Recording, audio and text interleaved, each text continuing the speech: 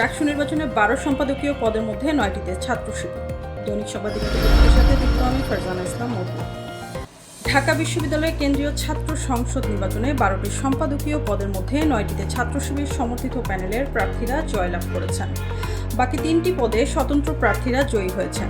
ডাকসুতে VP, GS ও AGS সহ পদ আছে 28টি। এর মধ্যে সদস্য পদ রয়েছে 13টি। বুধবার সকালে ঢাকা বিশ্ববিদ্যালয়ের সিনেট ভবনে নির্বাচন কমিশন থেকে ঘোষিত চূড়ান্ত ফলাফল থেকে এই তথ্য জানা যায়। সম্পাদকীয় পদগুলোতে যারা জয়ী হলেন: সহসভাপতি পদে আবু সাদিক কায়েম, সাধারণ সম্পাদক পদে এস.এম. ফরহাদ, সহসাধারণ সম্পাদক পদে মোহাম্মদ মহিউদ্দিন খান, মুক্তিযুদ্ধ ও গণতান্ত্রিক আন্দোলন সম্পাদক ফাতেমা তাসনিম জুমা, বিজ্ঞান ও প্রযুক্তি সম্পাদক Iqbal Haider, common room, reading room ও ক্যাফেটেরিয়া সম্পাদক উম্মে সালমা, আন্তর্জাতিক সম্পাদক জসিমউদ্দিন খান, সাহিত্যিক ও সাংস্কৃতিক সম্পাদক মোসাদ্দিক আলী ইবনে মোহাম্মদ, গবেষণা ও প্রকাশনা সম্পাদক সানজিদ আহমেদ তন্নি, ক্রীড়া সম্পাদনা আরমান হোসেন, ছাত্র পরিবহন সম্পাদক আসিফ আব্দুল্লাহ, সমাজসেবা সম্পাদক জুবাইর বিন নেসারি, ক্যারিয়ার ডেভেলপমেন্ট সম্পাদক মাজহারুল ইসলাম, স্বাস্থ্য ও পরিবেশ সম্পাদক এম আল মিনহাজ, মানবাধিকার ও আইন বিষয়ক সম্পাদক পদে মোহাম্মদ জাকারিয়া জয়ী হয়েছেন।